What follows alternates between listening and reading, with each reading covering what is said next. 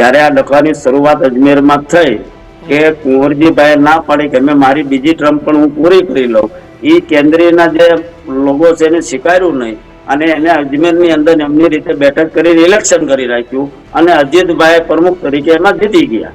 કેમ ના માનો? અને પણ ગેરહાજર બાવળિયા સાહેબ હતા, એની ટીમ હતી એટલે એને સ્વીકાર્યું નહીં. ત્યાંથી આ વિવાદ એમના ચાલી રહ્યો હતો. એની અંદર આ ટૂંક સમયમાં હીરાભાઈ ની આમાં એન્ટ્રી થઈ છે. હીરાભાઈ ની તો આમાં કોઈ એન્ટ્રી હતી જ નહીં. એટલે અજીતભાઈ તૈયાર છે સમાધાન કરવા માટે?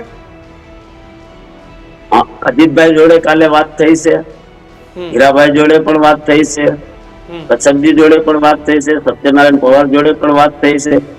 15 દિવસની અંદર મને જે આજે વાત મેં અત્યારે સવારે કરી, કાલ રાતના હું નાથી નીકળી ગયો હતો, તો મને એવું કીધું છે કે હીરાભાઈ સાથે પણ વાત થઈ છે. 10-15 દિવસની અંદર લગભગ બગોદરા કે આજુબાજુની અંદર તમામ ધારાસભ્યો જે છે આમાં જોડાયેલા છે અને સંગઠનના આગેવાનો ટૂંક સમયમાં બેઠક કરવાના છે અને આનો કોઈક નિવાડો ફાઇનલ થાય એ બાબતમાં જવાની તૈયારી છે હાલમાં. પણ ખરેખર 50 વર્ષનું સંગઠન છે જે જૂનની 21મી તારીખમાં દિલ્હીનું મોટું ભવ્ય આયોજન કરવા જઈ રહ્યા છે. તેમાં અમિતભાઈ શાહ હોય, નરેન્દ્રભાઈ મોદી હોય, એમને બધાને આમંત્રણ દેવાના છે.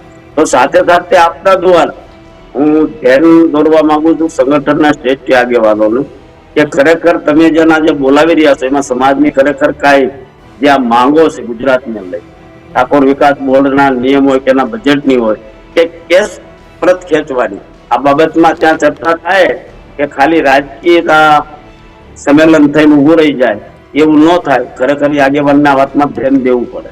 ત્યારે જ ન્યૂઝરૂમ ગુજરાતની યુટ્યુબ ચેનલને સબસ્ક્રાઇબ કરો અને ઇન્સ્ટાગ્રામ અને ફેસબુક પર ફોલો કરો. અપડેટ રહો, સત્યની સાથે રહો.